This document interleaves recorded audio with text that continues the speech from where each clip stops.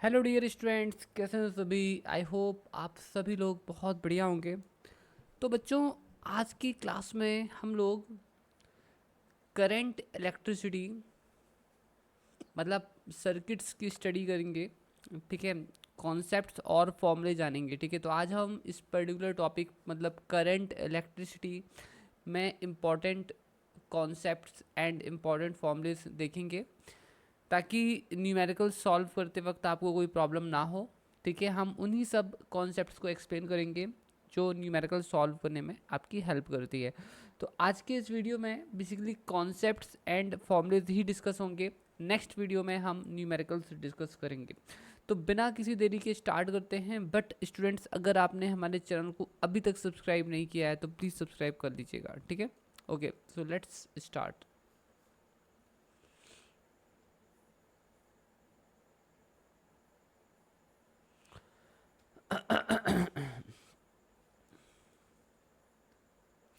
So students, आप लोग यहाँ पर देख सकते हैं। सबसे पहले हम बात करेंगे चार्ज के बारे में और करंट के बारे में। तो करंट क्या है? बेसिकली बच्चों, करंट का मतलब होता है फ्लो ऑफ चार्जेस, है ना। Rate of flow of charges, time rate of flow of charges. तो ये करंट इक्वल टू होता है आई इक्वल टू होता है D Q upon D T. आप आई को क्यू अपॉन टी भी लिख सकते हैं। ठीक है, ऐसे भी लिख सकते हैं। जो Q है वो चार्ज है which is the integer multiple of electron charge. ठीक है, जहाँ की इलेक्ट्रॉन का चार्ज जो होता है वो होता है 1.6 इंटू 10⁻⁻19 जूल। इससे छोटा चार्ज एक्चुअली में, इससे छोटा चार्ज पॉसिबल नहीं है। ठीक है, जो भी चार्ज होगा वो इसके इंटीजर मल्टीपल्स में ही होता है, ना कि इसके फ्रैक्शंस में। ठीक है, कूलम्स कूलम्स इसकी यूनिट है। जो करंट होता है, करंट की यूनिट हो गई आपकी कूलम अपॉन सेकेंड, और कूलम अपॉन सेकेंड को कहते हैं एम्पियर। तो 1 एम्पियर इक्वल टू होता है 1 कूलम पर सेकेंड। ठीक है, तो ये यूनिट बहुत इंपॉर्टेंट है। यूनिट आपको बहुत अच्छे से याद रखनी है। अगर कोई चार्ज पार्टिकल सर्कुलर मोशन में घूम रहा है ऐसे, ठीक है, और अगर उसका टाइम पीरियड टी है, तो एक टाइम पीरियड टी में अगर वो पूरा राउंड लगा देता है तो वो भी करंट के ही इक्विवेलेंट है। So that motion is equivalent to the current, that is equal to होता है क्यू अपॉन टी। और टी क्योंकि टाइम पीरियड है, सो 1/t इक्वल टू हो गया एफ, सो क्यू एफ। ठीक है, so I hope you understood this. तो आप इस फॉर्मूले को भी लिख लीजिएगा बच्चों। इसके बाद हमारी आती है करंट की एक और डेफिनेशन, जिसमें हम बोलेंगे आई इज इक्वल टू होता है N E A V D. अब आप बोलोगे सर ये करंट की कौन सी डेफिनेशन है? बच्चों, ये करंट की डेफिनेशन ड्रिफ्ट वेलोसिटी के टर्म्स में है। So this is the drift velocity. ठीक है, दिस इज द एरिया। तो ये अगर हमारा वायर है तो इसका ये ए जो है एरिया ऑफ क्रॉस सेक्शन है। ये ड्रिफ्ट वेलोसिटी है इलेक्ट्रॉन की। ठीक है कि, ठीक है, so that is the V D, drift velocity. जिस वेलोसिटी से ये ड्रिफ्ट हो रहा है, ड्रिफ्ट वेलोसिटी। ओके, फिर इसके बाद जो है E is the charge 1.6 into 10⁻⁻19 joules. N is the electron density, है ना, electron number density, number of electrons per unit volume, number of electrons per unit volume. तो स्टूडेंट्स, ये डेफिनेशन भी बहुत इंपॉर्टेंट है और आपको याद रखनी है। नेक्स्ट हम बात करेंगे करंट डेंसिटी। करंट डेंसिटी, अगर किसी वायर में करंट फ्लो कर रहा है और उस वायर का क्रॉस सेक्शन ए है, तो आई अपॉन ए जो है इसे हम कहते हैं करंट डेंसिटी, जे। ठीक है, और अगर पीछे वाला फॉर्मूला देखें तो इससे हो जाएगा एन ई वी डी। ठीक है, तो ये करंट डेंसिटी का फॉर्मूला आपको याद रखना है। अब बच्चों हम बात करने वाले हैं रेजिस्टेंस के बारे में।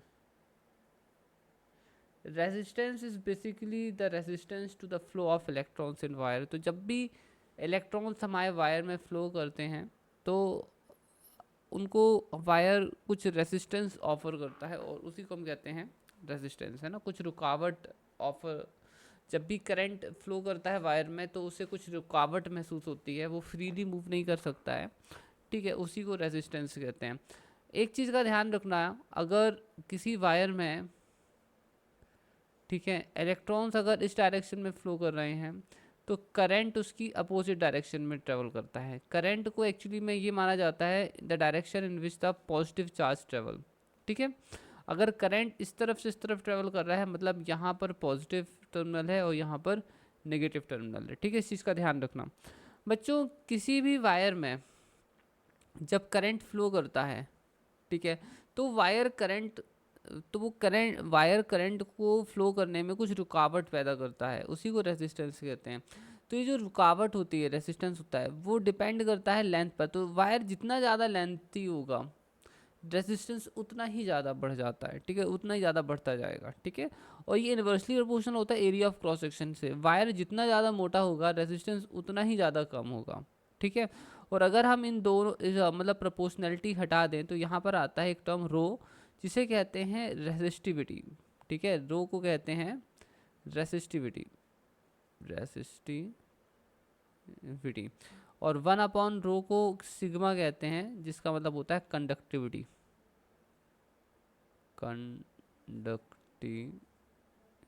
ठीक है। इसे भूलना मत, बहुत ही सिंपल है। तो this is the definition of resistance. एक और चीज़ होती है कंडक्टेंस, ठीक है, के कंडक्टेंस इक्वल टू होता है 1/r, ठीक है। So it's quite simple. अब आप ये चीज़ ध्यान रख सकते हैं, कंडक्टेंस वगैरह याद रखने की उतनी ज़रूरत नहीं है, आप रेजिस्टेंस याद रखिए, रेजिस्टिविटी याद रखिए क्या होती है। इस बात का खास ध्यान रखना है कि रेसिस्टिविटी लेंथ और एरिया पे डिपेंड नहीं करती, रेसिस्टिविटी सिर्फ नेचर पे डिपेंड करती है, नेचर ऑफ वायर पर, नेचर ऑफ मटेरियल पर, ठीक है। It depends only on the nature of the material, does not depend on the length on area, okay fine. चलो अब आगे चलते हैं। अब बच्चों हम रेसिस्टेंस मतलब मेटल्स पर देखने वाले हैं कि इन केस ऑफ मेटल्स, ठीक है, कुल मिलाकर कंडक्टर्स की बात कर रहे हैं, ठीक है। इन केस ऑफ कंडक्टर्स कैसे टेम्परेचर से जो है टेम्परेचर बढ़ने पर रेजिस्टेंस बढ़ता है, तो बहुत ही ईजी है। R इक्वल टू होता है R0 1 प्लस अल्फा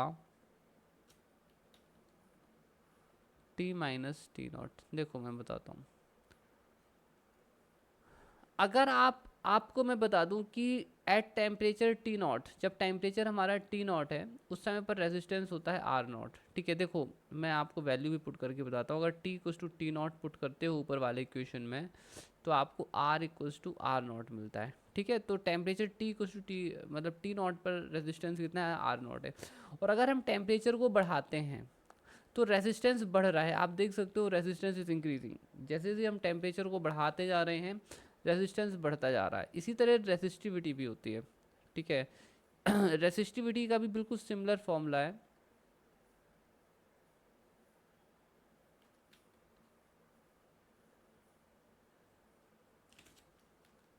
बस आपको R की जगह पर रो पुट कर देना है, ठीक है। So this the formula of resistivity, okay fine. अब स्टूडेंट्स देखो क्या है ओम्स लॉ, ये बहुत ही फंडामेंटल लॉ है और आपको सभी को ध्यान रखना है। अगर कोई रेजिस्टेंस सपोज दैट आपने अप्लाई कर दिया और यहाँ से बैटरी है, ठीक है, जो कि ई सप्लाई कर रही है, ठीक है, तो स्टूडेंट्स यहाँ पर जो फॉर्मूला है वो ये बोलता है, या आप इसे वोल्टेज भी बोल सकते हो या ईएमएफ भी बोल सकते हो, कोई इशू नहीं है अभी फ़िलहाल में। हालांकि ईएमएफ और वोल्टेज में थोड़ा सा डिफरेंस होता है, ईएमएफ वोल्टेज से थोड़ा ज़्यादा होता है, ठीक है, ओके। अभी मैं सब बता दूंगा आपको, डोंट वरी। तो मैं यहाँ फ़िलहाल वोल्टेज लिख देता हूँ। तो अगर ऐसा है यहाँ पर जैसे कि आप यहाँ देख रहे हैं, ठीक है, तो ओम्स लॉ कहता है कि जो हमारा v इक्वल टू होता है दैट इज इक्वल टू होता है आई आर। अब बहुत सारे बच्चे इस फॉर्मूले को लेकर बहुत कंफ्यूज हो जाते हैं, ठीक है, कि आई इक्वल टू वी आर है कि क्या है। तो मैं आपको एक सिंपल सी ट्रिक बताता हूँ जो मैं यूज़ करता हूँ। वीर, वीर तो जानते हो वीर पुरुष कौन होता है ना, ब्रेव पर्सन। तो इसी को अगर आप देखो तो वी आई आर वीर है ना, आपको सिंपली क्या करना है, यहाँ पर इक्वल टू का साइन लगा देना है, ठीक है, गॉट इट। तो आप बहुत आसानी से याद रख सकते हैं। इसी से एक और रिलेशन बन जाएगा I equal to V upon R, है ना।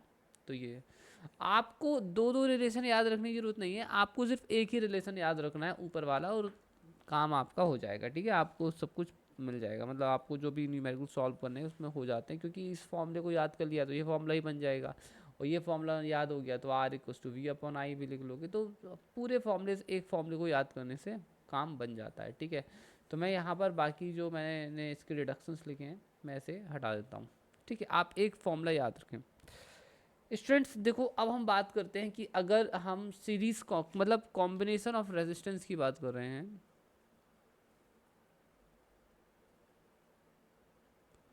कॉम्बिनेशन ऑफ रेजिस्टेंस पर मैं बात करूँ, अगर हम कॉम्बिनेशन ऑफ रेजिस्टेंस की बात करें तो दो कॉम्बिनेशन पॉसिबल है। एक तो सीरीज वाला, तो सीरीज कॉम्बिनेशन क्या होता है, इसमें हम रेजिस्टेंस को ऐसे,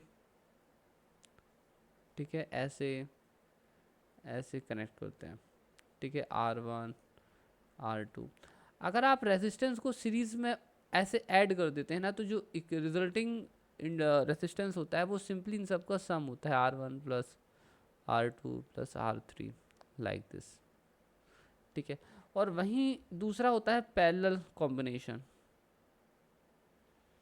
पैरेलल कॉम्बिनेशन में क्या होता है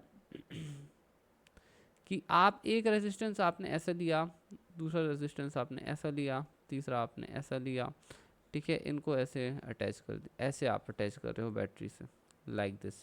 इसमें ये ऐसे अटैच थे बैटरी से, ठीक है।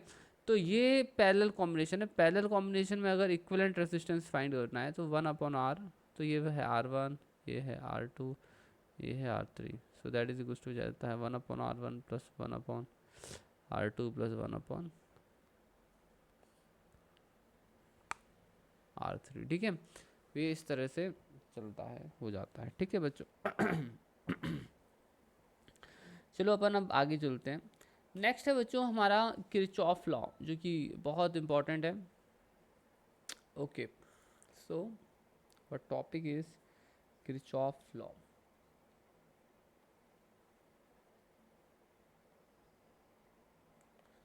किरचॉफ्स लॉ, बच्चों किरचॉफ्स लॉ इतने इंपॉर्टेंट है कि इन लॉ के बिना आप कोई भी सर्किटरी प्रॉब्लम सॉल्व नहीं कर सकते हैं, ठीक है। तो यहाँ पर दो लॉज हैं। पहला लॉज है Kirchhoff junction rule, junction rule, और दूसरा है किरचॉफ वोल्टेज लॉ, ठीक है। तो सबसे पहले हम जंक्शन रूल पर आते हैं। तो अगर यहाँ पर एक करंट ये एक जंक्शन है जे, यहाँ से दूसरा करंट यहाँ से आ रहा है, तो I1 करंट यहाँ आया, I2 करंट जो है वो ये आया, ठीक है, I3 करंट जो है ये है इस तरफ गया, और I4 करंट जो है वो ये गया। तो जंक्शन रूल ये कहता है कि जो करंट जंक्शन की तरफ जा रहे हैं आप उन्हें पॉजिटिव लीजिए, और जो करंट जंक्शन से दूर जा रहे हैं आप उन्हें नेगेटिव ले लो, ठीक है।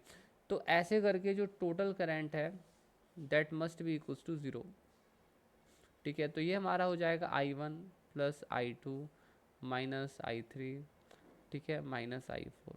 तो ये हमारा किरचॉफ का जंक्शन रूल कहता है, ठीक है। इसे किरचॉफ करंट लॉ भी कहते हैं, KCL, किरचॉफ करंट लॉ, ठीक है, या जंक्शन रूल भी कहते हैं, ठीक है। दो नाम है। दूसरा है हमारा किरचॉफ वोल्टेज लॉ,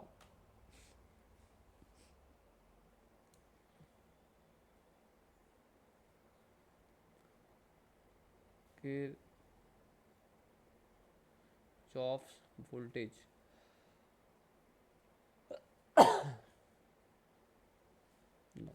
इसे शॉर्ट में KVL कहते हैं, ठीक है। किरचॉफ वोल्टेज लॉ ये कहता है कि किसी भी सर्किट में, ठीक है, net sum of all the voltage must go to zero, ठीक है, net sum of all the voltage must go to zero, ये किरचॉफ का वोल्टेज लॉ कहता है, this is the voltage law, ठीक है। अब चलो आगे चलते हैं, and that is for closed loop, है ना, क्लोज्ड लूप के लिए, क्लोज्ड लूप। चलो मैं आपको इसके पहले की किरचॉफ वोल्टेज लॉ आगे एक एग्जांपल से एक्सप्लेन करूं, इसके पहले आप कुछ चीज़ जान लीजिए, कुछ रूल्स हैं इसको अप्लाई करते वक्त, और वो रूल्स क्या हैं ये आपको जानना बहुत ज़रूरी है। देखिए, कभी भी हम अगर अगर हमारा EMF ऐसा है, इस, ठीक है, if our EMF is like this, definitely current positive से बहता है और नेगेटिव के तरफ अंदर जाता है, तो ये हमारा करंट का डायरेक्शन है। अगर अब हमारा ट्रैवल करने का डायरेक्शन लेते हैं कि हम किस डायरेक्शन में ट्रैवल कर रहे हैं। मान लीजिए कि अगर हम इस डायरेक्शन में ट्रैवल कर रहे हैं, ट्रैवर्स कर रहे हैं, ठीक है, हम इस डायरेक्शन में ट्रैवर्स कर रहे हैं सर्किट में, हम सर्किट में किस डायरेक्शन में ट्रैवर्स कर रहे हैं बहुत इंपॉर्टेंट होता है।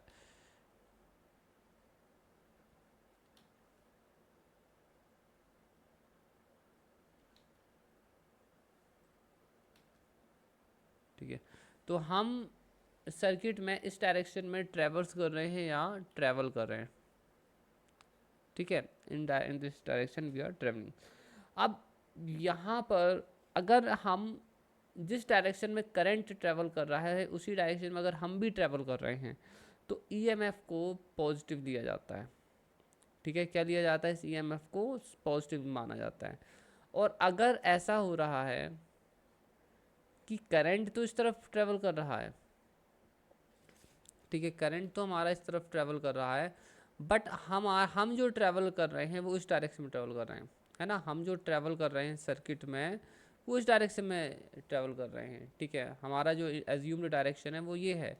तो ऐसे केस में हमारा, अगर हम ट्रैवल करते हैं पॉजिटिव से नेगेटिव की तरफ, तो इन दैट केस हमारा EMF नेगेटिव होता है। तो आप ध्यान रखें, अगर आप नेगेटिव से पॉजिटिव की तरफ ट्रैवल कर रहे हैं तो EMF इज़ पॉजिटिव, और अगर आप पॉजिटिव से नेगेटिव की तरफ ट्रैवल कर रहे हैं तो it is going to be negative, ठीक है, आप इस चीज़ का ध्यान रखना है आपको, ठीक है, ओके।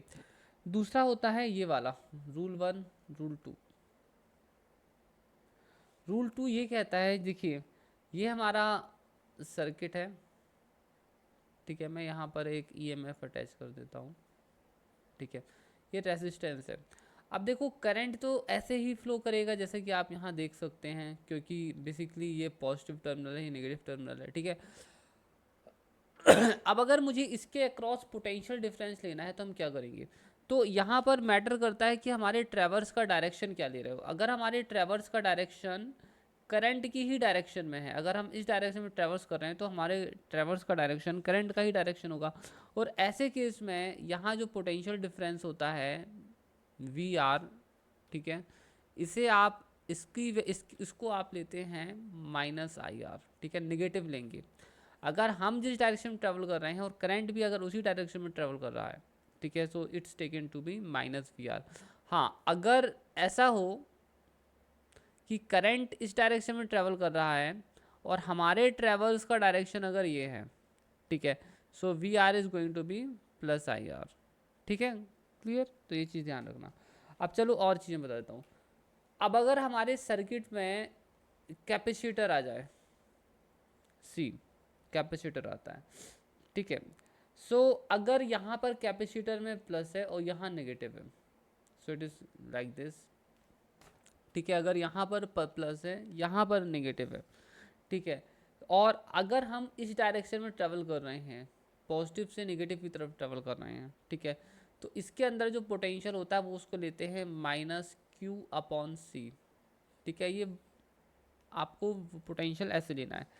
अगर आप यहाँ पर किसी सर्किट में इंडक्टर है, करंट आपका इस डायरेक्शन में ट्रेवल कर रहा है, ठीक है, हालांकि यहाँ पर जो V का डायरेक्शन होता है वो डिपेंड करता है कि करंट इंक्रीज हो रहा है डिक्रीज हो रहा है, बट उसकी चिंता नहीं करना है। अगर आप सर्किट में ले रहे हैं तो आप अगर करंट इस डायरेक्शन में ट्रेवल कर रहा है और आप भी इसी डायरेक्शन में ट्रेवल कर रहे हैं, if you are also travelling in this direction, ठीक है, तो आपको पोटेंशियल लेना है -L/di/dt।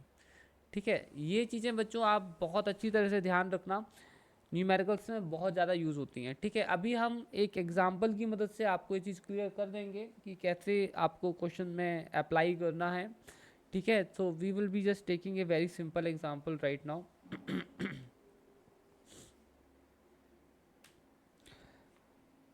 Okay, so let me give you an example. देखो, मैं यहाँ पर एक सर्किट बनाता हूँ और ये एक एग्जांपल है यहाँ पर आपको एक्सप्लेन करने के लिए।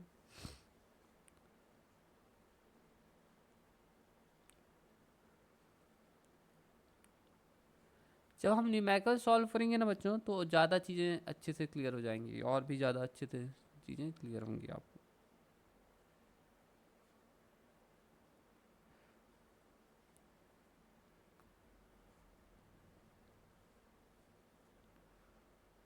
ठीक है, इसे 2 ओम कर दो, इसे 4 ओम कर दो। ठीक है, इसे 2 वोल्ट कर दो, इसे 4 वोल्ट कर दो, इसे 2 ओम कर दो। ठीक है, इसे 4 ओम कर दो और ये हमारा हो जाता है, इसे कर दो 6 वोल्ट्स। ठीक है, और हम यहाँ कुछ नंबरिंग कर देते हैं, ए मतलब मार्क कर देते हैं ABCDE और F। ठीक है, तो चलो अब अपन क्या करेंगे, हम सबसे पहले यहाँ पर आपको बताते हैं कैसे लेना। देखो, आप कहीं से भी स्टार्टिंग कर सकते हो, तो हम हमारी स्टार्टिंग करते हैं यहाँ से। ठीक है, तो यहाँ से इस बैटरी से जो करंट निकला, सपोज दैट इज़ I1। ठीक है, अभी हमें मालूम नहीं है तो हम कहीं से भी ले सकते हैं। जब ये I1 यहाँ पहुँचेगा तो यहाँ भी I1 रहेगा। ठीक है, अब यहाँ पर ये 2 हिस्सों में बटेगा I1। तो पहला हिस्सा इसका एक हो जाएगा I2 और एक हो जाएगा इसका I3। ठीक है, 2 हिस्सों में बटा, ये यहाँ से आएगा, यहाँ पर आएगा I3 और यहाँ पर आएगा आपका सॉरी, और यहाँ पर आपका आएगा I2 और यहाँ मिलकर फिर से ये I1 हो जाएगा और ये जो है सॉरी I1 हो जाएगा और ये I1 होने के बाद यहाँ बैटरी में फिर से चला जाएगा। ठीक है, तो आपको समझ में आ गया। अब हम यहाँ पर जो है करंट का जंक्शन लॉ लगाएंगे। ठीक है, किरचॉफ का फर्स्ट रूल। तो फर्स्ट रूल हम अप्लाई करने वाले हैं, फर्स्ट रूल मतलब जंक्शन लॉ। तो मैं यहाँ जंक्शन लॉ अप्लाई करके बताता हूँ। तो जंक्शन लॉ हम अप्लाई करते हैं एट बी, है ना, बी पर अप्लाई करते हैं। अगर हम जंक्शन लॉ बी पर अप्लाई करते हैं तो आप यहाँ देखोगे कि जो करंट बी की तरफ आ रहा है that has to be taken positive, और जो करंट इससे दूर जा रहा है उसको लेना है नेगेटिव, -I2 -I3। ठीक है, तो I1 इक्वल टू हो जाएगा I1 I2 प्लस I3। अब मेरे ख्याल से आपको समझ में आ गया होगा, है ना, कि कैसे यहाँ जंक्शन लॉ काम करता है। तो यहाँ पर जो है करंट 2 हिस्सों में बढ़ गया। ठीक है, और आप एट पॉइंट ई भी अप्लाई कर सकते हो। तो ई पॉइंट पर अप्लाई करेंगे तो ये हो जाएगा +I2 +I3 -I1 that is equal to 0। तो यहाँ से आपको पता चलेगा I2 +I3 equal to I1 है। ठीक है, आई होप बच्चों ये समझ में आ गया होगा। तो जंक्शन लॉ को ऐसे अप्लाई करते हैं। अब हम किरचॉफ का वोल्टेज लॉ अप्लाई करेंगे। ठीक है, तो इसके लिए इसे कॉपी कर लिया जाए। ठीक है, ओके, आई थिंक काफ़ी चीज़ें कॉपी हो गई होंगी। नेक्स्ट पेज पर चलते हैं।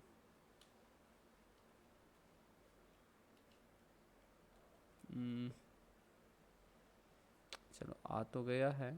ठीक है, जो चीज़ें नहीं चाहिए उसे हटा देते हैं। ठीक है, देखो बच्चों यहाँ पर अब आगे चलते हैं। देखो, अब अगर मुझे दूसरा लॉ लगाना है, सेकेंड लॉ, जिसे हम किरचॉफ वोल्टेज लॉ कहते हैं। ठीक है, जो कि कहता है net voltage in any close loop is 0।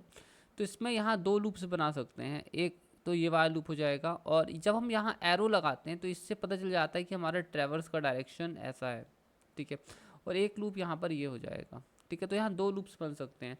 यहाँ एक और भी लूप बन सकता है, इस वाले को भी आप ऐसे लूप मान सकते हैं, बट अभी उसकी ज़रूरत नहीं है। अभी एक्सप्लेनेशन के लिए हमने 2 लूप्स ले लिए हैं, ठीक है। तो हम लूप 1 पर अप्लाई करेंगे किरचॉफ का वोल्टेज लॉ। तो किरचॉफ का वोल्टेज लॉ जब हम लूप 1 पर अप्लाई करेंगे तो देखिए कैसे ये अप्लाई होगा। तो करंट यहाँ पर हम जिस डायरेक्शन में ट्रैवल कर रहे हैं और करंट भी उसी डायरेक्शन में है, बेसिकली आप देख सकते हो। और बेसिकली मैंने आपको बताया है कि जब हम बैटरी में नेगेटिव से पॉजिटिव की तरफ ट्रैवल करते हैं, so E M F is taken to be positive, तो ये हो जाएगा +2, ठीक है।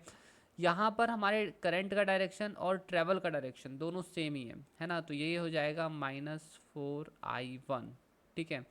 जब हम यहाँ पर आ गए तो अब यहाँ करंट I2 है। अब यहाँ पर हम नेगेटिव से पॉजिटिव की तरफ ट्रेवल कर रहे हैं, so that is going to be +4 volts, ठीक है। फिर इसके बाद ये यहाँ पर आए तो यहाँ पर I1 करंट आ गया है, और क्योंकि यहाँ हमारे ट्रैवल का डायरेक्शन और करंट का डायरेक्शन सेम है, so it is going to be 2I1। तो अब आप यहाँ पर देख लो, ठीक है, कि हमने किस तरह से लिया, and that is going to be 0, ठीक है। यहाँ पर माइनस आएगा, ठीक है, there should be minus sign, ठीक है। So it's going to be like this. तो ये हमने अप्लाई कर दिया। अब आप देख सकते हो कि कैसे किरचॉफ लॉ को यहाँ पर अप्लाई किया गया है। अब हम अगर चाहें तो लूप 2 में भी अप्लाई कर सकते हैं। लूप 2 में भी मैं अप्लाई करके बताता हूँ। तो लूप 2 में देखिए, तो यहाँ हम जब यहाँ से स्टार्ट करते हैं तो हम यहाँ प्लस से माइनस में ट्रेवल कर रहे हैं ना, तो ये हो जाएगा -6 वोल्ट्स, ठीक है। फिर इसके बाद हम यहाँ आते हैं तो यहाँ पर हमारा करंट का डायरेक्शन और ट्रेवल का डायरेक्शन सेम है, तो ये हो जाएगा -I34, ठीक है। यहाँ पर हम नेगेटिव से पॉजिटिव से नेगेटिव में जा रहे हैं, so it is going to be -4, ठीक है। और फिर हम जब यहाँ पर जाएंगे तो यहाँ हमारा ट्रैवल का डायरेक्शन और करंट का डायरेक्शन सेम है, तो ये हो जाएगा -I32, ठीक है। तो यहाँ पर ये बन रहा है। इसको चाहें तो थोड़ा अच्छे से लिख सकते हैं। सो -6 -4I3 -4 -2I3 = 0, ठीक है। बच्चों अब आप समझ ही गए होंगे कि किरचॉफ लॉज कैसे अप्लाई किए जाते हैं, ठीक है। जब हम न्यूमेरिकल सॉल्व करेंगे तो चीज़ें आपको और भी अच्छी तरह से क्लियर हो जाएंगी, ठीक है। चलो अब आगे चलते हैं बच्चों। नेक्स्ट है एक सर्किट का रूल है, एक इम्पॉर्टेंट मेथड है, और ये इम्पॉर्टेंट मेथड मैं आपको बता देता हूँ क्या है।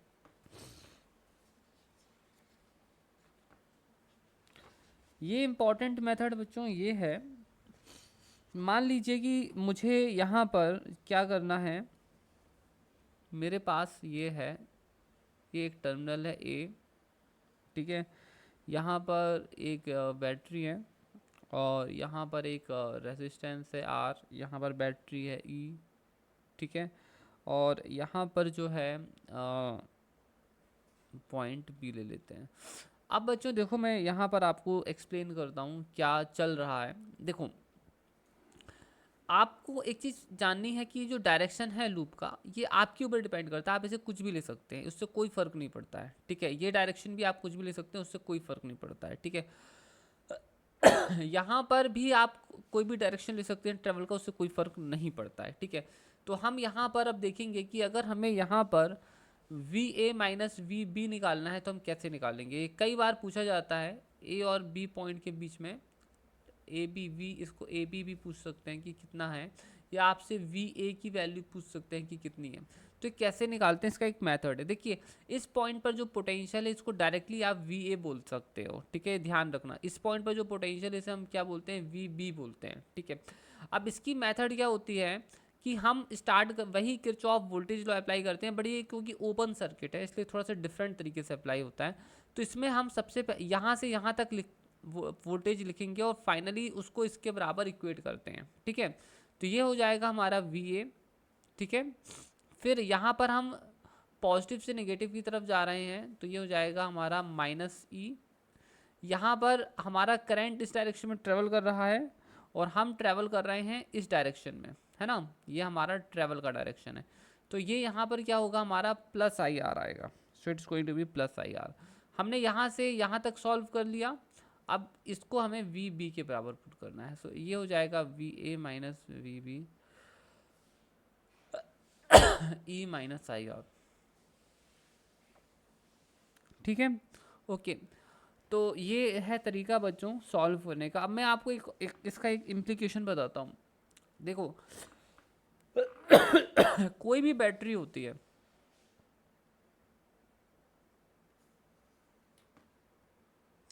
तो बैटरी का ना उसमें एक ईएमएफ होता है जो कि मैक्सिमम पोटेंशियल डिफरेंस होता है और ईएमएफ में एक रेजिस्टेंस भी होता है,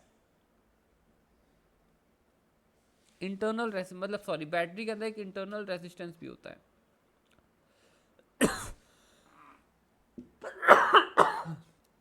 इंटरनल रेजिस्टेंस,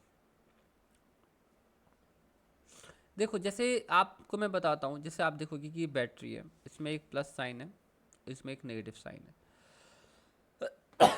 अभी ये ओपन है, अभी आप इससे कोई भी वोल्टेज मतलब इससे अभी कोई करंट ड्रॉ नहीं कर रहे हो आप। तो अभी फ़िलहाल में यहाँ पर इनके बीच में जो पोटेंशियल डिफरेंस है उसको हम ई बोलेंगे, जब तक कि आपने इसे कनेक्ट नहीं किया है। ठीक है, अब जब तक करंट ड्रॉ नहीं कर रहा, अभी जो वोल्टेज है वो बहुत सबसे मैक्सिमम वोल्टेज जो बैटरी के पास है। पर जब हम इससे करंट ड्रॉ करना स्टार्ट करते हैं तो मैटर बदल जाता है। जब हम इससे करंट ड्रॉ करना स्टार्ट करते हैं, यहाँ से यहाँ सर्किट ड्रॉ लगा देते हैं, तो फिर ये जो यहाँ पर जो पोटेंशियल डिफरेंस होता है जो V अब यहाँ पर होगा, वो एक्चुअली में इससे कम होता है। ठीक है, ओके। बेसिकली ऐसा इसलिए होता है क्योंकि बैटरी के अंदर भी एक रेसिस्टेंस होता है। ठीक है, और ये क्यों होता है वो मैं आपको बताता हूँ। देखिए दरअसल अब ये जो बैटरी है ई, इसको मैंने ये इसका ईएमएफ रिप्रेजेंट कर दिया और बैटरी के अंदर जो रेजिस्टेंस है वो ये हो गया। ठीक है, ये इंटरनल रेजिस्टेंस है। अब चलो, अब देखो ये जो है अगर मैं इसे पॉइंट ए बोल दूं और इसको मैं पॉइंट बी बोल दूं, तो बेसिकली आप देखोगे कि ई इज द ईएमएफ और वी ए बी जो है, V A minus V B जो है, this is actually the potential difference which, ठीक है, ये वो पोटेंशियल डिफरेंस है जो ए और बी के बीच में है, जो ए और बी के बीच में है जब आपने इसे कनेक्ट कर दिया है। ठीक है, तो हम यहाँ ये देखना चाहते हैं कि ये जो V है, वी ए बी है और ये है, इन दोनों के बीच में रिलेशन क्या है। तो देखो आप यहाँ से यहाँ तक ट्रैवल कर, यहाँ इस डायरेक्शन में ट्रैवल करो, करंट तो आपका इस डायरेक्शन में ट्रैवल करेगा क्योंकि ये पॉजिटिव टर्मिनल है, नेगेटिव टर्मिनल है। हम पॉजिटिव से नेगेटिव में जाएंगे तो ये हो जाएगा माइनस ई। ठीक है, पहले आएगा वी ए माइनस ई। अब हम इस तरफ ट्रैवल कर रहे हैं, करंट इस तरफ ट्रैवल कर रहा है, so it is going to be plus I R. ठीक है, इक्वल्स टू वी बी। जैसा कि मैंने आपको मेथड बताया था कि आपको यहाँ से यहाँ तक सॉल्व करना होता है, फिर उसको वी बी के बराबर पुट करना होता है। ठीक है, तो V A minus V B equals to आप देखेंगे कि ये है ई माइनस आई आर। ठीक है, सो V A B equals to है ई माइनस आई आर। ठीक है, अब आप ये बात यहाँ से क्लियरली समझ सकते हैं। ठीक है, कि देखो मैं बताता हूँ आई आर। ठीक है, दैट इज इक्वल टू हो जाएगा E minus V A B, है ना। अब ये क्वांटिटी नेगेटिव तो होगी नहीं, so that is going to be positive, तो ये हमारा हो जाएगा E minus V A B is going to be greater than zero and E is greater than V A B. तो आप समझ ही जाएंगे कि जो ई एम एफ है वो एक्चुअली में टर्मिनल वोल्टेज से ज़्यादा होता है जब हम करंट ड्रॉ करते हैं सर्किट से। ठीक है, I hope so you understood this quite well. अब अपन आगे चलेंगे। ठीक है, now we will proceed further. अब स्टूडेंट्स यहाँ पर है दूसरा लॉ है। ठीक है, ठीक है, जब हमारे पास इस टाइप का सर्किट आता है, देखिए समझाता हूँ मैं आपको। यहाँ से करंट आई फ्लो हो रहा है, अब यहाँ पर से ये दो पार्ट्स में बढ़ गया, एक इस वाले रेजिस्टेंस में गया, एक इस वाले रेजिस्टेंस में गया। ठीक है, और यहाँ जो गया let's call it S I one, और यहाँ जो गया let's call it S I two. ये दोनों मिल गए और ये करंट यहाँ से आई हो गया and that current is supplied by some battery.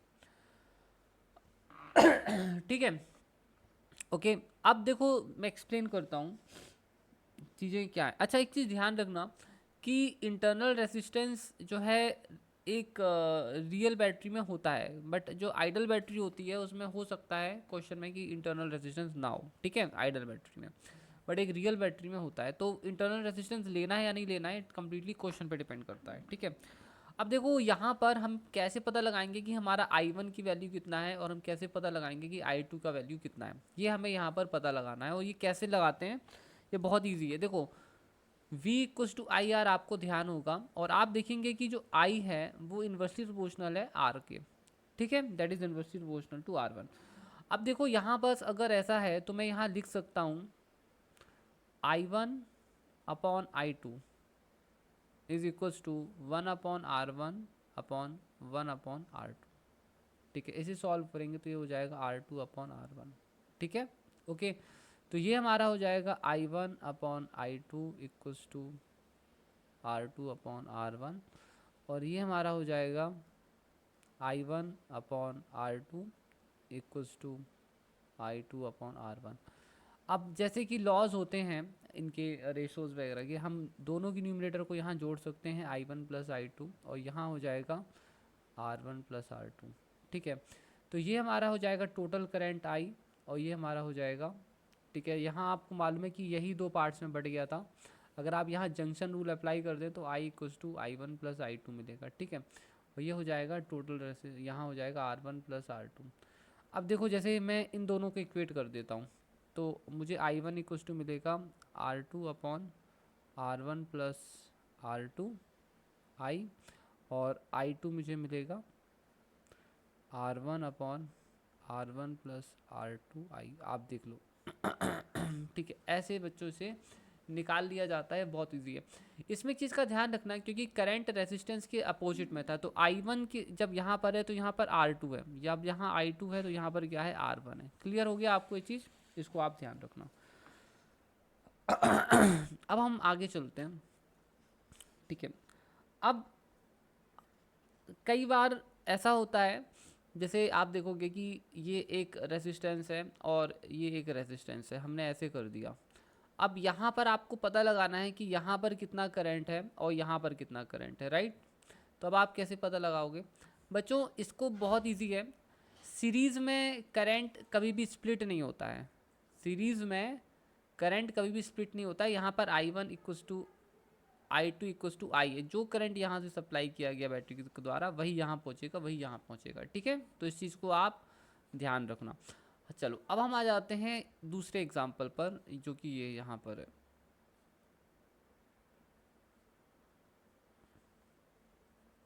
ठीक है।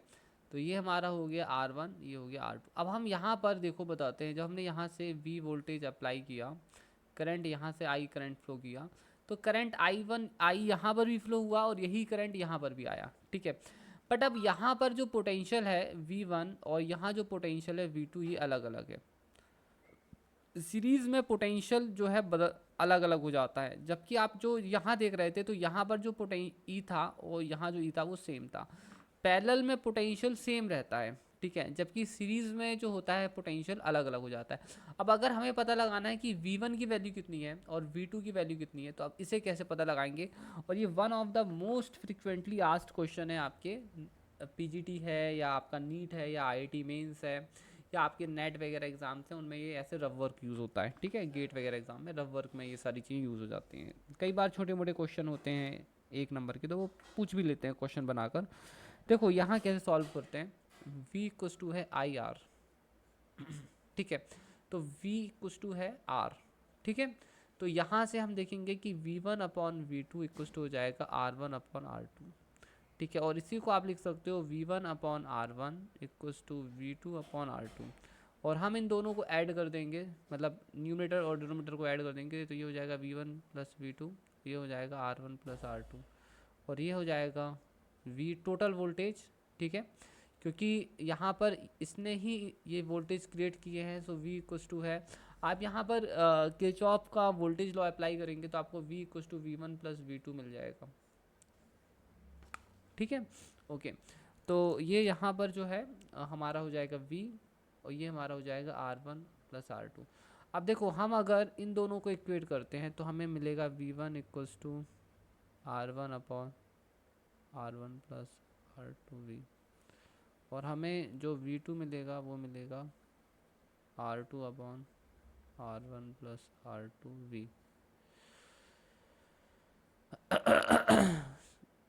ठीक है, अब आप देखोगे कि इसमें यहाँ पर V1 है और यहाँ पर भी R1 है, क्यों? क्योंकि ये डायरेक्टली प्रोपोर्शनल था। ठीक है, तो ये टेक्निक है थोड़ा सा ध्यान रखने की। ओके स्टूडेंट्स, तो अब अपन लोग और आगे चलते हैं थोड़ा सा, let's go A bit further.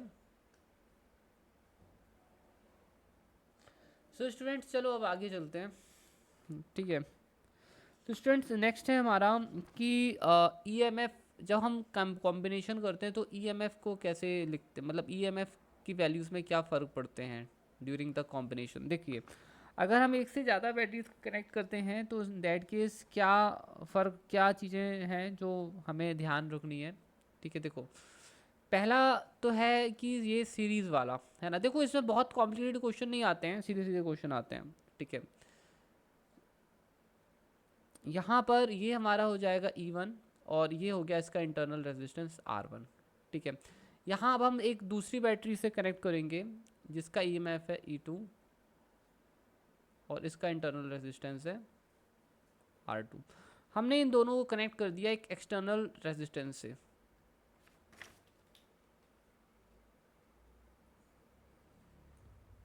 R से अब क्वेश्चन ये क्रिएट होता है कि इस पर करंट कितना फ्लो करेगा, how much current will flow. ठीक है, तो ये हमें निकालना है। तो इसका तरीका बहुत ईजी है, अगर आपके ईएमएफ के डायरेक्शन दोनों की सेम है, if they both have the same direction, तो इसका फॉर्मूला बहुत सिंपल है, ये आपको याद रखना है। हम डेराइव कर सकते हैं किरचॉफ लॉ से, बट वो हम कभी कभी गलतियाँ हो जाती हैं, तो आप ध्यान रखिएगा कि ये हो जाएगा आपका E1 प्लस E2। ठीक है, E1 प्लस E2 अपॉन, तो मैं यहाँ पर आपको बता देता हूँ आप कैसे इसको करेंगे। ठीक है, wait for a while, suppose that कि ये जो है ये E है, बता रहा हूँ मैं आपको अभी, वो भी समझा देता हूँ।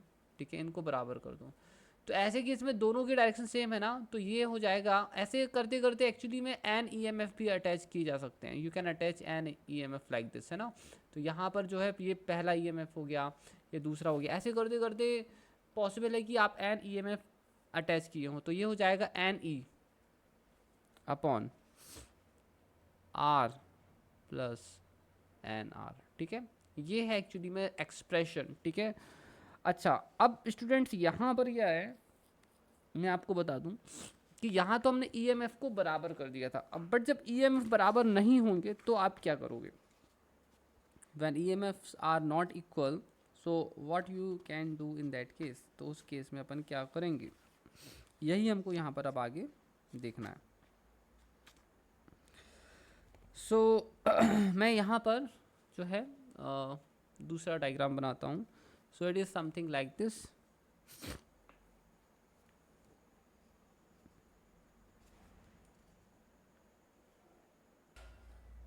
देखिए यहाँ पर, तो इसे बोल दो आप E1, इसे बोल दो E2।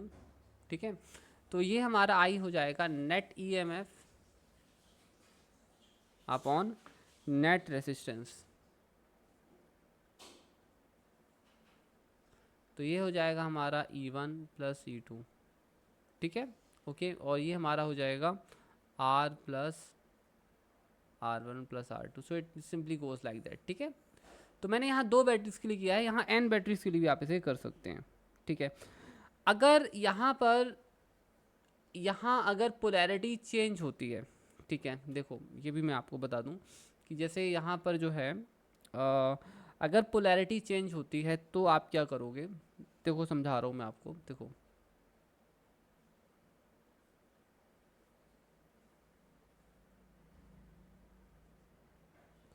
ठीक है, E1 R1 E2 R2 ऐसे करते हैं।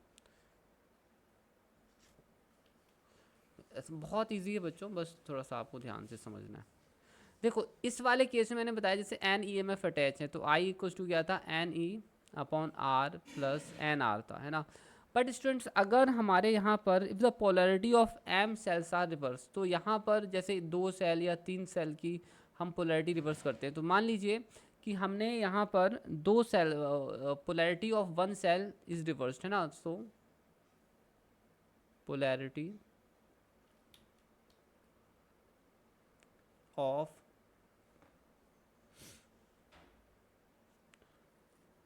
m cells are reversed। तो यहाँ एक सेल की भी कर सकते हैं, दो सेल की भी पोलैरिटी रिवर्स कर सकते हैं, ठीक है। तो उस केस में अगर हम रिवर्स करते हैं तो यहाँ पर ये हो जाता है n-2m, है ना। तो जितने भी सेल्स की हम रिवर्स करेंगे तो यहाँ पर उसका डबल हो जाता है, क्योंकि देखो क्या होता है ना, जब आप एक सेल आपके सेल्स ऐसे लगे हुए हैं, ठीक है, और मान लो हमने एक सेल की पोलैरिटी ऐसी कर दी, तो ये और ये एक दूसरे को कैंसिल कर देते हैं। तो एक सेल को जब रिवर्स करते हैं तो वो एक और सेल को अपने साथ न्यूट्रलाइज कर देता है, ठीक है। I hope you understood that कि यहाँ 2 फैक्टर क्यों आता है, ठीक है, अपॉन r प्लस nr, ठीक है, गॉट इट। तो ये है। अब स्टूडेंट्स मैं आपको बताऊंगा कि पैरेलल ग्रुपिंग में क्या होता है, how we do the parallel grouping.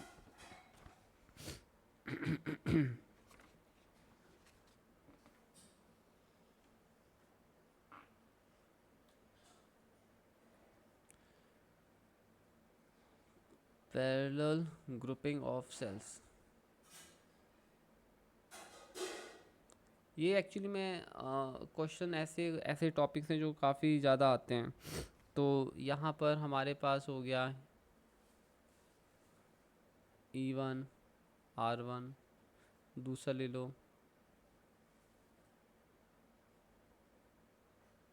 E2 R2 और ले लो, ठीक है। मैं दरअसल बच्चों ज़्यादा लेंदी वीडियो नहीं बनाना चाहता हूँ, बट दरअसल क्या है, पॉइंट ये है कि हमें यहाँ एक्सप्लेन करना है और यहाँ काफ़ी सारी चीज़ें हैं, तो थोड़ा सा टाइम लग रहा है। सो आपको भी मेरे साथ थोड़ा सा झेलना तो पड़ेगा ही इसको, ठीक है। हम हमेशा चाहते हैं कि वीडियो छोटा ही बने, लेंदी ना जाए, ठीक है, क्योंकि ज़्यादा लेंदी वीडियोस अच्छे नहीं होते हैं। बच्चों देखो इसका फॉर्मूला क्या है, समझो। इसका फॉर्मूला होता है, अगर हमें इसमें पता लगाना है कि कितना करंट फ्लो कर रहा है आई, ठीक है, तो फॉर्मूला बहुत ईजी है। फॉर्मूला है E equivalent upon R equivalent. अब हम यहाँ पर E इक्विवेलेंट कैसे लिखते हैं, तो E इक्विवेलेंट लिखा जाता है ऐसे, समेसन E अपॉन R, ठीक है, अपॉन समेशन 1 अपॉन R। बच्चों देखो मेरी बात समझना, यहाँ पर सिर्फ करंट नहीं, कई बार ऐसे केस में इक्विवेलेंट ईएमएफ भी निकालने के लिए आता है, ठीक है। तो इक्विवेलेंट ईएमएफ अगर निकालेंगे तो ऐसे, और अगर आपको आर इक्विवेलेंट निकालना है, हो सकता है आपसे करंट ना पूछे, सिर्फ आपसे पूछे आर इक्विवेलेंट निकालना है, तो आर इक्विवेलेंट होता है R plus 1 upon summation 1 upon R, ठीक है। तो आर इक्विवेलेंट ऐसे निकलता है, गॉट इट। तो ये फॉर्मूले बहुत ही इंपॉर्टेंट है। अब जैसे कि हम लोग इस वाले केस में थे, पहले वाले केस में था, अगर हमें इस केस में इक्विवेलेंट ईएमएफ निकालना है, इक्विवेलेंट ईएमएफ, ठीक है, तो वो हम कैसे निकालेंगे, ये हो जाएगा E प्लस ई, बहुत ईजी है। अगर हमें इस केस में निकालना है तो ये क्या हो जाएगा, इक्विवेलेंट ईएमएफ अगर इस केस में निकालना है तो वो हमारा हो जाएगा, ठीक है, E1 प्लस E2, ठीक है। अगर हमें इस वाले केस में इक्विवेलेंट रेजिस्टेंस निकालना है तो सीधी सी बात है, ठीक है, सब सीरीज में है, R प्लस 2R, ठीक है।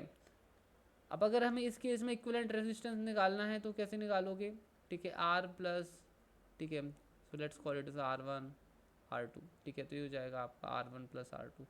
समझ में आया बच्चों। तो आपसे कई बार क्या होता है कि एग्जाम्स में सिर्फ जरूरी नहीं कि करंट बस निकालने के लिए आए, कई बार बोलेंगे कि इस पूरे ग्रुपिंग का इक्विवेलेंट ईएमएफ कितना है ये निकालना होता है, ठीक है।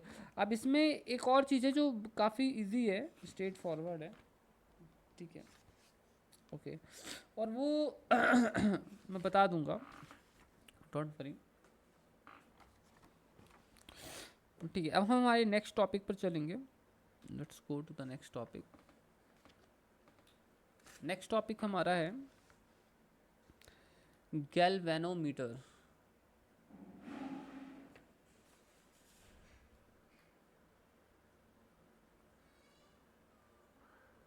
अब गैल्वेनोमीटर क्या होता है बच्चों, गैल्वेनोमीटर एक ऐसा डिवाइस है जिसके अंदर एक कॉइल होती है, एक निडल होती है, इस तरह से, ठीक है। अगर आप इसमें वोल्टेज या करंट कुछ भी अप्लाई करें, ठीक है, अगर आप यहाँ करंट अप्लाई करते हैं, ठीक है, या आप यहाँ पर वोल्टेज अप्लाई करते हैं, तो होता है ये है कि ऐसा करने से अगर आप वोल्टेज अप्लाई करेंगे तो भी करंट फ्लो होगा, और करंट अप्लाई करेंगे मतलब वोल्टेज अप्लाइड है, तो इसकी निडल में डिफ्लेक्शन होता है। तो कुल मिलाकर गैल्वेनोमीटर एक ऐसा डिवाइस है जो जो करंट या वोल्टेज को सेंस कर सकता है, ठीक है। तो ये बेसिकली इसकी निडल डिफ्लेक्ट होती है जब इस पर करंट या वोल्टेज अप्लाई करते हैं तो, ठीक है। अब देखो ये काम कैसे करता है, इसका मेथड बहुत ईजी है। इसके अंदर इस टाइप की एक कॉइल होती है, वैसे तो काफ़ी सारे टर्म्स होते हैं, बट मैं एक सिंपल सा स्ट्रक्चर बना रहा हूँ। और यहाँ पर क्या होता है बेसिकली, इसको हम धीरे से यहाँ से क्या करते हैं, कुछ वायर्स वगैरह से इसको यहाँ से कनेक्ट कर सकते हैं। तो इससे एक वायर यहाँ से कनेक्ट कर दिया और एक वायर हमने यहाँ से कनेक्ट कर दिया, ठीक है। तो इसको हम किसी बैटरी से कनेक्ट कर सकते हैं लाइक दिस, ठीक है। और बेसिकली ये जो स्ट्रक्चर है, ठीक है, इसको कुछ इंसुलेटिंग मटेरियल से आप ऐसे लगा के ऊपर इसके एक निडल लगा सकते हो, ठीक है। अब यहाँ पर कुछ मैग्नेट्स रखी जाती हैं, तो एक नॉर्थ पोल से यहाँ रख दिया, एक साउथ पोल से यहाँ रख दिया, तो यहाँ से मैग्नेटिक फ्लक्स भी जो है पास हो रहा है, ठीक है। तो यहाँ से मैग्नेटिक फ्लक्स जो है वो पास हो रहा है, ठीक है। अब स्टूडेंट्स होता क्या है, अगर हम इसको यहाँ से जब इसमें करंट पास करते हैं, ठीक है, जब हम जैसे ही यहाँ से करंट पास करते हैं तो करंट यहाँ पर क्या होता है, फ्लो करना स्टार्ट होता है ऐसे ऐसे ऐसे। और जब करंट फ्लो करता है तो आपको तो मालूम है कि जो फोर्स कितना लगता है, आई एल क्रॉस बी। तो ये जो है फोर्स हमारे कंडक्टर पर लगता है, तो इस पर और इस पर है ना करंट फोर्स लगता है, जिसके कारण क्या होता है, ये इस तरह से घूमती है, मतलब डिफ्लेक्शन होता है। तो यहाँ पर क्या होता है, ये जो निडल होती है इसमें डिफ्लेक्शन होता है। यही रीज़न है, यही है गैल्वेनोमीटर का मेन प्रिंसिपल, ठीक है। कि जब हम यहाँ पर करंट अप्लाई करते हैं तो क्योंकि वो मैग्नेटिक फील्ड पर कंडक्टर है और उस पर जब करंट पास होगा तो उस पर जो है फोर्स लगेगा, ठीक है। So the force will act on that, ठीक है स्टूडेंट्स। तो आई hope so you understood this quite well, ठीक है। तो ये प्रिंसिपल है। अब गैल्वेनोमीटर में हमें क्वेश्चंस आते हैं, तो उन क्वेश्चंस को सॉल्व करना कैसे। तो बच्चों देखो, गैल्वेनोमीटर से या तो आप एमीटर बना सकते हो या तो आप बना सकते हो वोल्ट मीटर, ठीक है।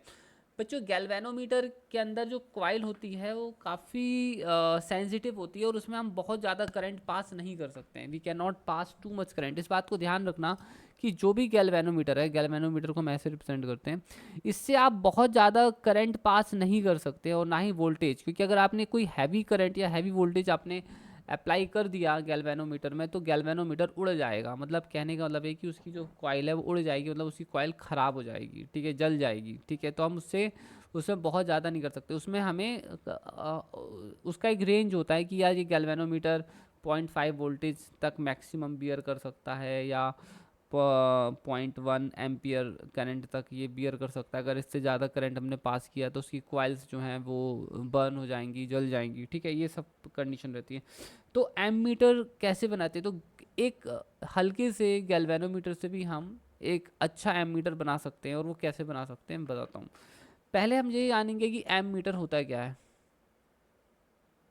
बच्चों एमीटर एक ऐसा डिवाइस है जो करंट मेजर करता है। A device use to measure और डिटेक्ट करंट, है ना। तो ये एक ऐसा डिवाइस है जो करंट मेजर करता है या डिटेक्ट करता है। तो ये दोनों काम में यूज हो सकता है, करंट को मेजर करने में और डिटेक्ट करने में। करंट को कभी भी अगर हमें मेजर करना होता है तो एमीटर को हमेशा सीरीज में अप्लाई करते हैं। कैसे अप्लाई करते हैं, we always apply it in series. हम हमेशा एमीटर को सीरीज में ही अप्लाई करते हैं, इस बात का आपको खास ध्यान रखना है। We always connect it in series, ठीक है। अब देखो ये सर्किट है और ये हमने एम मीटर अप्लाई कर दिया। तो एम मीटर को ऐसे अप्लाई करते हैं। एम मीटर को सिंपली ए लिखो यहाँ पर, और ये हो गया आपका एम मीटर। तो ऐसे हम इसे अप्लाई करते हैं, ठीक है। अब एम मीटर के अंदर होता क्या है, तो बेसिकली बच्चों जो एम मीटर होता है, तो मैं इसको अब डिटेल में बनाता हूँ। एम मीटर के अंदर एक गैल्वेनोमीटर होता है, ठीक है। उसका जो रेजिस्टेंस होता है उसे हम जी कहते हैं, ठीक है। और यहाँ पर, ठीक है, इसके पैरेलल में एक शंट होता है, ठीक है। जो शंट होता है उसका रेजिस्टेंस कम होता है, ठीक है, तो इसे हम एस से रिप्रेजेंट करेंगे। जो शंट रेजिस्टेंस है उसे एस से रिप्रेजेंट करते हैं, ठीक है। तो ये है बेसिकली सिस्टम, ठीक है। तो ये हमारा है एम मीटर। एम मीटर के अंदर इतना होता है, एक गैल्वेनोमीटर होता है, एक शंट होता है। अब बच्चों ये शंट क्या करता है, गैल्वेनोमीटर को बचाने का काम करता है। Shunt is a low resistance device, है ना। शंट क्या है, एक लो रेजिस्टेंस कंडक्टर टाइप का होता है जिसका रेजिस्टेंस कम होता है,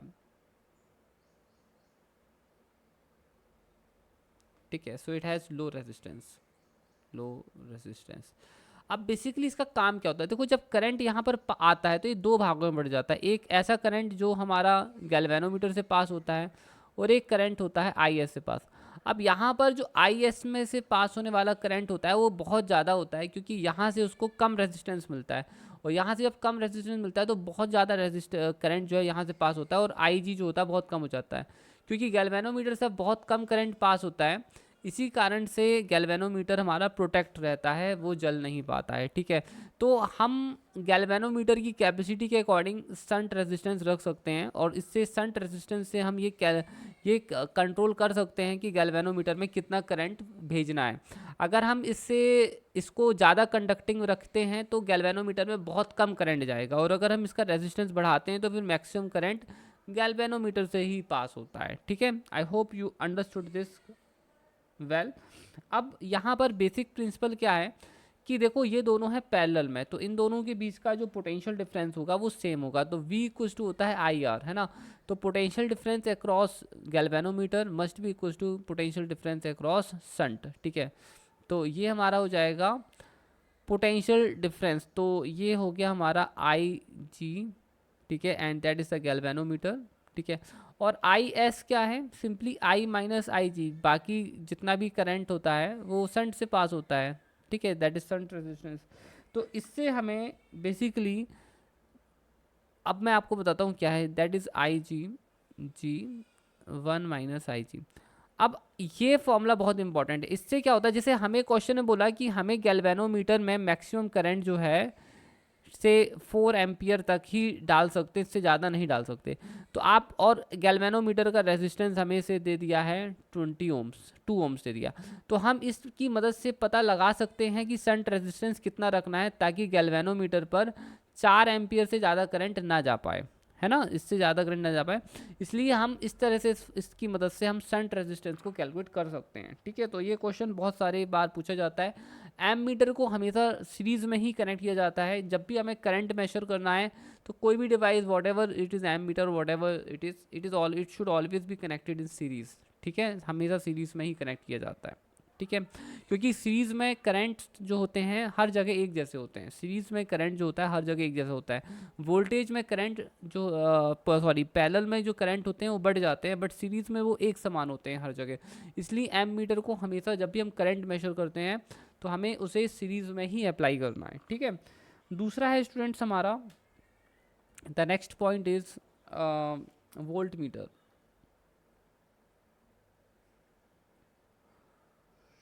जो वोल्ट मीटर है स्टूडेंट्स, ये क्या होता है बेसिक समझते हैं, ये भी गैल्वेनोमीटर से ही बनाया जाता है। Okay so students, volt meter क्या होता है, देखो वोल्ट मीटर एक ऐसा डिवाइस है जिससे हम वोल्टेज मेजर कर सकते हैं या वोल्टेज डिटेक्ट कर सकते हैं, ठीक है। और इसको हमेशा ना पैरेलल में लगाया जाता है, इस बात का ध्यान रखना। पैरेलल में इसलिए लगाते हैं क्योंकि पैरेलल में जो वोल्टेज होता है ना वो हमेशा सेम रहता है, ठीक है। सभी सर्किट्स में अगर पैरेलल में जो वोल्टेज रहता है वो सेम रहता है। सीरीज़ में वोल्टेज क्या होता है, वोल्टेज बढ़ जाता है, अलग अलग हो जाता है, जबकि पैरेलल में वोल्टेज सेम रहता है। इसलिए वोल्ट मीटर को ना हमेशा पैरेलल में ही अप्लाई करना है, ठीक है। अब वोल्ट मीटर में दरअसल होता है क्या, जैसे ये हमारा लोड है या ये हमारा कोई भी ऐसी चीज़ है, सर्किट है, जिसके अक्रॉस में हमें वोल्टेज डिफरेंस निकालना है। ये लोड है, ठीक है, और इसके अक्रॉस में हमें पता लगाना है कि कितना पोटेंशियल डिफरेंस यहाँ पर है। तो हम यहाँ पर क्या है, वोल्ट मीटर को ये लगाएंगे। वोल्ट मीटर को वी और सर्किल बना के ऐसे लिखते हैं। जो वोल्ट मीटर होता है इसके अंदर का स्ट्रक्चर क्या होता है, इसके अंदर होता है एक गैल्वेनोमीटर जिसका रेसिस्टेंस होता है जी, और इसमें एक होता है हाई रेसिस्टेंस, एक हाई रेजिस्टेंस इसमें अप्लाई करते हैं, और ये मिलकर बनता है galvano voltmeter. This is the voltmeter. ये वोल्ट मीटर के अंदर इतना कुछ होता है। अब वोल्ट मीटर में जो गैल्वेनो मीटर होता है वो प्रोटेक्ट कैसे होता है, देखो ये जो रेजिस्टेंस होता है ये ज़्यादा करंट वोल्ट मीटर में पास होने ही नहीं देता है, जिसके कारण क्या होता है वोल्ट मीटर में कम करंट पास होता है, जिसके कारण वहाँ पर कम हीटिंग होती है और गैल्वेनोमीटर प्रोटेक्ट रहता है। ठीक है, अब क्योंकि ये दोनों पैरेलल में हैं तो जितना वोल्टेज यहाँ पर होगा उतना ही वोल्टेज यहाँ पर भी होगा, है ना। तो आप हमारी बात समझ ही गए होंगे कि क्या है। हाँ, कुछ लिमिटेशंस होती हैं वोल्ट मीटर की भी, ऐसी बात नहीं है, होती हैं, बट ऐसे इसको यूज़ करने से क्या होता है कि हम अप्रॉक्सीमेटली सही काफ़ी हद तक सही वोल्टेज कैलकुलेट करते हैं। अब बेसिकली होता है क्या है, जैसे आपको मालूम है कि इन दोनों के अक्रॉस में जो वोल्टेज है वो तो सेम ही रहेगा, ठीक है, that's going to be same. तो अगर यहाँ पर वोल्टेज V है तो यहाँ इसके अक्रॉस ही वोल्टेज V रहेगा, ठीक है, ओके। तो जो भी वोल्टेज है across the load that will be equals to, ठीक है, that will be equals to IR, ठीक है। अब ये तो हमारा रिलेशन है। अब देखो होता है क्या है, मैं आपको बताता हूँ, ठीक है, इसी को और अच्छे से लिख लेते हैं।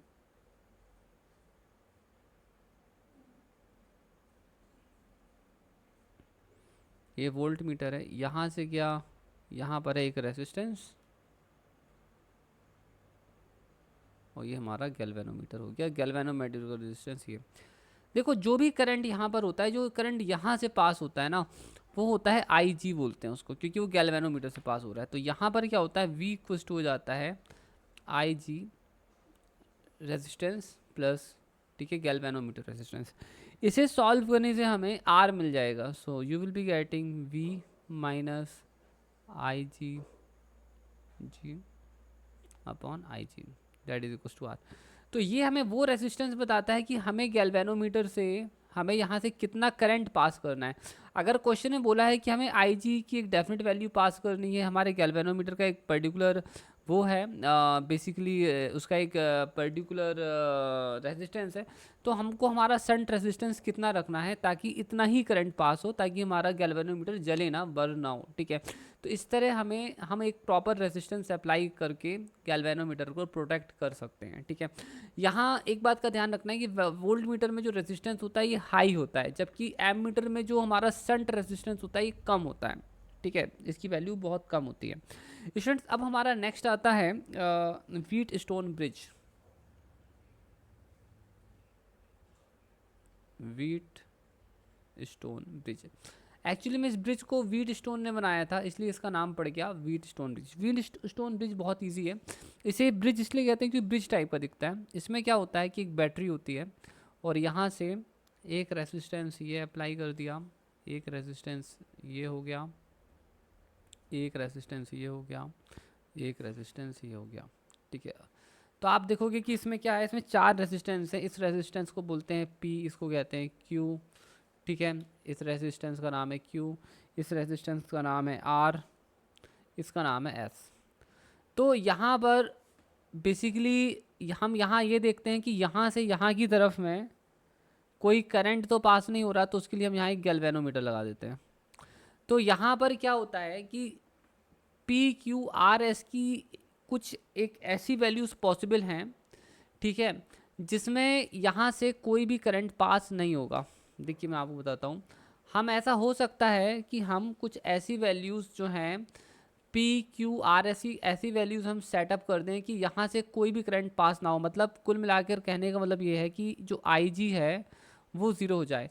जब हमारा IG ज़ीरो हो जाता है, मतलब जब हमारे गैल्वेनोमीटर में कोई भी डिफ्लेक्शन शो नहीं करता, मतलब जब वहाँ से निकलने वाला जो करंट होता है जब वो ज़ीरो हो जाता है, सो इन दैट केस क्या होता है, ठीक है, सो इन दैट केस, ठीक है, हम हमारे ब्रिज को बोलते हैं कि हमारा ब्रिज बैलेंस्ड है। कैसा है हमारा ब्रिज बैलेंस्ड कंडीशन में। और जब हमारा ब्रिज बैलेंस्ड कंडीशन में होता है उस समय पर P/Q इक्वल्स टू होता है R/S, ठीक है, P/Q इक्वल्स टू होता है R/S। This is under the balanced condition. तो ये चीज़ आपको याद रखनी है बच्चों, ठीक है, बहुत इंपॉर्टेंट है, ये एग्जाम में पूछी जाती है। तो बैलेंस्ड कंडीशन में अगर हमें 3 वैल्यूज़ मालूम है तो चौथी वैल्यू अपने आप हम निकाल सकते हैं, ठीक है। इसके बाद आता है बच्चों मीटर ब्रिज। मीटर ब्रिज जो है वो व्हीट स्टोन ब्रिज के प्रिंसिपल पर ही काम करता है। मीटर ब्रिज, मीटर ब्रिज में क्या होता है कि एक रेजिस्टेंस यहाँ पर है P, ठीक है, एक रेजिस्टेंस यहाँ पर है Q, ठीक है। ये यहाँ से हम क्या करते हैं, एक लंबा सा वायर लेते हैं और इस वायर की जो लेंथ है वो 100 मीटर्स ली जा सकती है, या जितनी क्वेश्चन में हो इस वायर की लेंथ, तो हम इस वायर की लेंथ 100 मीटर्स रख सकते हैं। 100 मीटर्स यूजली ले ली जाती है, ठीक है। अब देखो क्या है कि बेसिकली यहाँ से हम एक बैटरी से सप्लाई देते हैं ऐसे, ठीक है। जब यहाँ से करंट फ्लो करता है, ठीक है, तो ये दो हिस्सों में बढ़ जाता है और यहाँ से आप एक तार यहाँ से गैल्वेनोमीटर में लगाइए और उसका एक हिस्सा यहाँ कहीं टच कर देखिए। जब हम यहाँ अलग अलग जगह पर टच करते हैं तो हमें कोई एक ऐसा पॉइंट मिलता है जहाँ पर यहाँ पर कोई भी डिफ्लेक्शन शो नहीं करता, मतलब एक ऐसा पोजीशन मिलता है जहाँ पर IG 0 हो जाता है, ठीक है। और वो एक ऐसा पॉइंट होता है जिसमें बैलेंसिंग होती है, तो आप समझ गए होगे। तो इतने हिस्से में जो रेजिस्टेंस होता है, ठीक है, और इतने हिस्से में जो रेजिस्टेंस होता है, let's call it as R1, इसको कह दो R2। तो बैलेंस्ड कंडीशन में क्या होता है कि P/Q इक्वल टू हो जाता है R1/R2। अब देखो यहाँ पर जो वायर है ना, उसका रेजिस्टेंस हम निकाल सकते हैं, रेजिस्टेंस तो उसकी लेंथ पर उसका रेजिस्टेंस डिपेंड करता है। एरिया ऑफ क्रॉस सेक्शन तो ऊपर नीचे दोनों के लिए सेम है, बस लेंथ, तो ये सपोज दैट कि ये वाई लेंथ L1 है, ये वाई लेंथ L2 है, ये हो जाएगा रो L2/A। तो ये कितना हो जाता है, L1/L2 हो जाता है, ठीक है। तो बैलेंस्ड कंडीशन में जब कोई भी डिफ्लेक्शन शो नहीं होता है तो P/Q इक्वल टू हो जाता है L1/L2। अब इसमें होता क्या है कि हम इससे करते क्या हैं, जैसे कि मान लो कि हमें मालूम है कि हमारा P हमारा अगर नोन है ना, हमें L1 और L2 पता चल जाएगा बैलेंसिंग कंडीशन से, और हम Q जो है उसे, अगर ये हमारा अननोन रेजिस्टेंस है तो हम इसे पता कर सकते हैं। तो कुल मिलाकर मीटर ब्रिज की मदद से आप एक अननोन रेजिस्टेंस को आसानी से पता कर सकते हैं, ठीक है। तो ये है मीटर ब्रिज का प्रिंसिपल, और इसे आप थोड़ा सा ध्यान रखना, ठीक है। थर्मोकपल,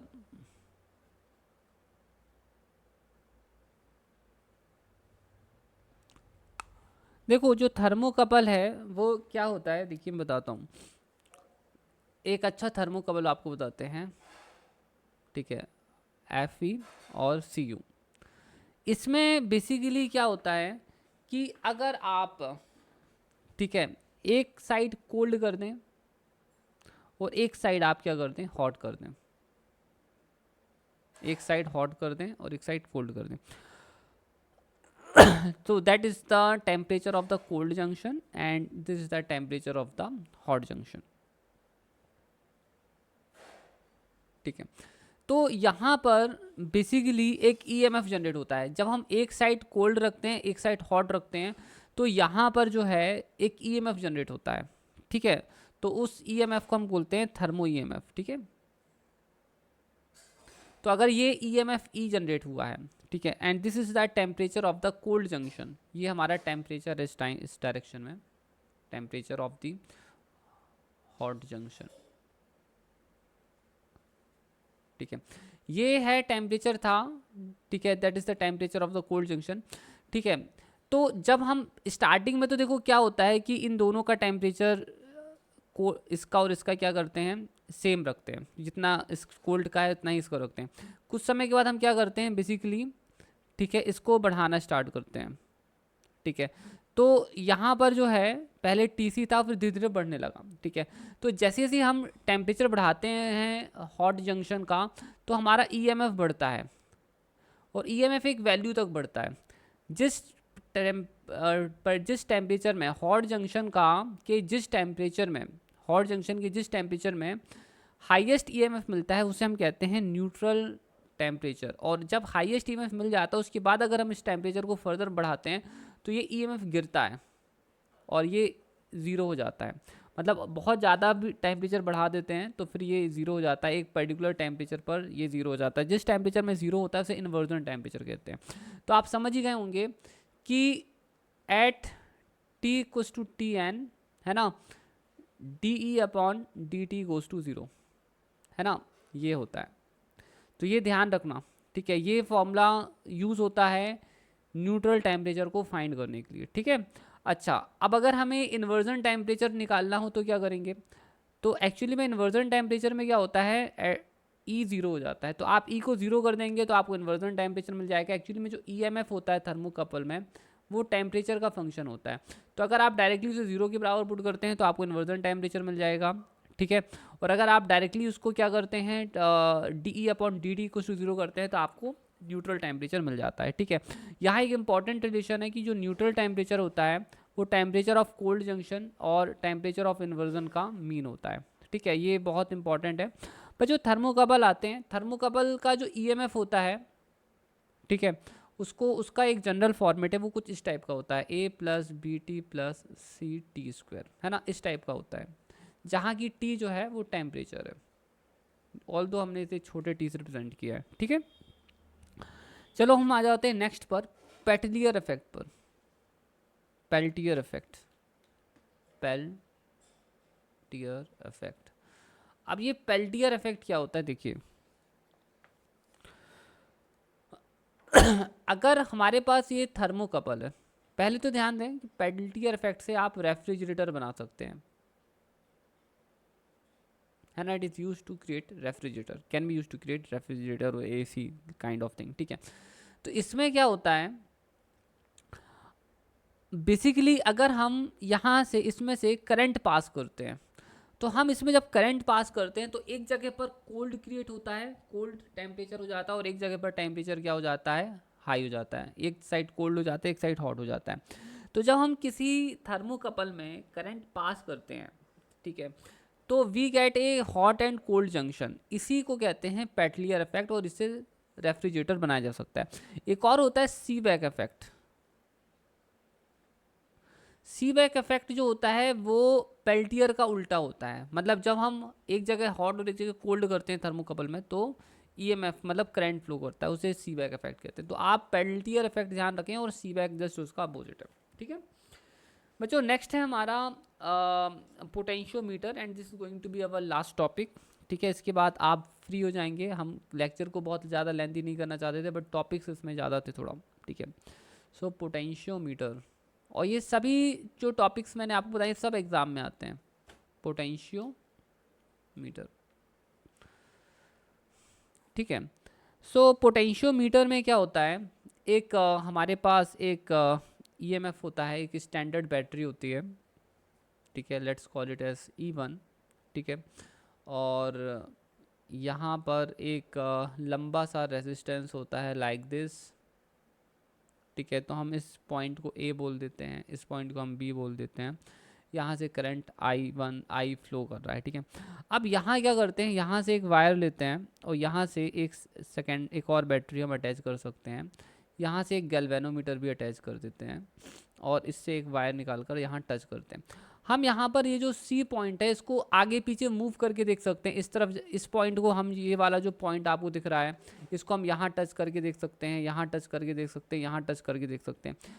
तो होता ये है कि जब हम इस पॉइंट को अलग अलग जगह पर टच करते हैं तो एक ऐसा पॉइंट आता है जब यहाँ से जो IG है, ठीक है, वो ज़ीरो हो जाता है। IG ज़ीरो होने का मतलब होता है कि जब G में कोई भी डिफ्लेक्शन शो नहीं करेगा, नो डिफ्लेक्शन, जब ये कोई भी डिफ्लेक्शन शो नहीं करता है, ठीक है, उसे हम कहते हैं कि नो डिफ्लेक्शन वाली कंडीशन है।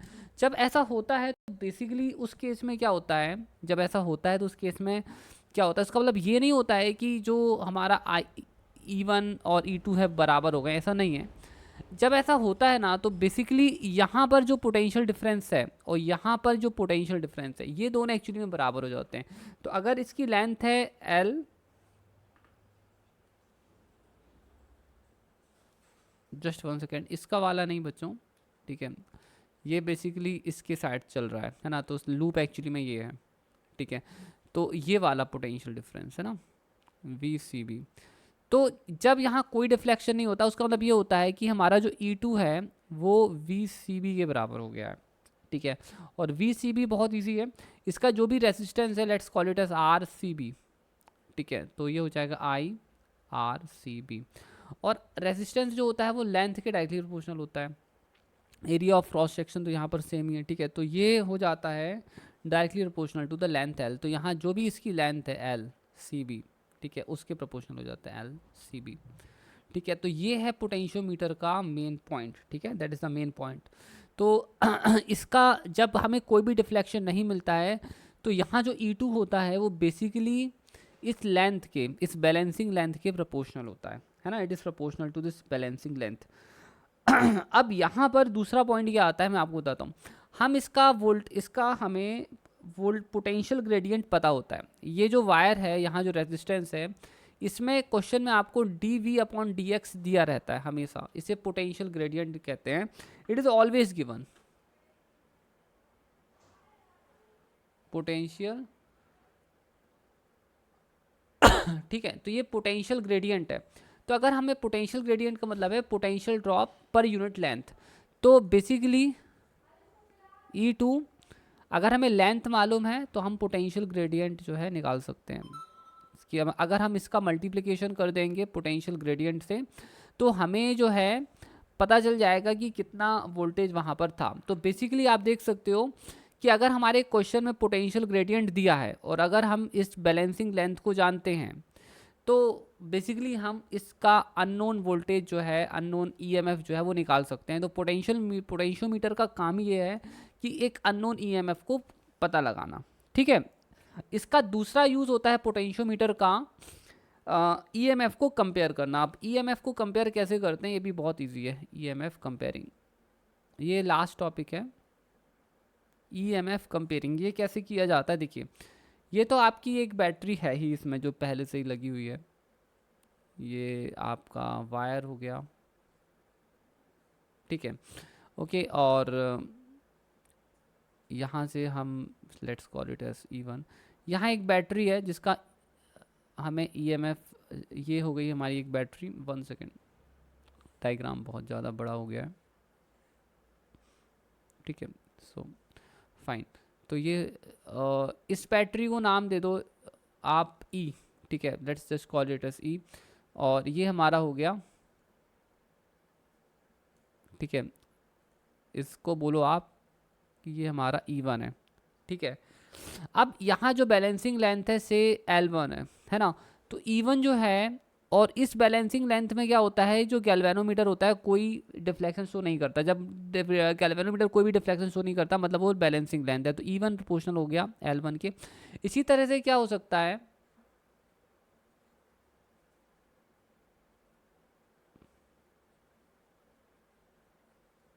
ठीक है, हम एक और बैटरी ले सकते हैं और एक बैलेंसिंग लेंथ पता कर सकते हैं जहां आप जिस पॉइंट पर कोई भी डिफ्लेक्शन शो नहीं करे, है ना। E2 is proportional to L2, है ना, तो यहाँ पर भी हमें एक बैलेंसिंग लेंथ मिल जाएगी। अब ये दोनों प्रोपोर्शनल है, हम अगर इन दोनों को डिवाइड कर दें तो E1/E2 जो है इक्वल टू हो जाएगा L1/L2। और अब हम इसकी मदद से पता लगा सकते हैं कि E1 और E2 में कौन बड़ा है कौन छोटा है, ठीक है, इसका कौन किसके कितने टाइम्स है, तो ये सब हमें पता चल जाता है। फॉर एग्जांपल अगर हमें L1/L2 इक्वल टू मिलता है 1/2, तो इससे हमें पता चल जाएगा कि E1/E2 इक्वल टू है 1/2, मतलब जो हमारा E1 है वो E2 का कितना है, डायरेक्टली हाफ है, ठीक है। तो ये इस तरह से पता चल जाता है, ठीक है।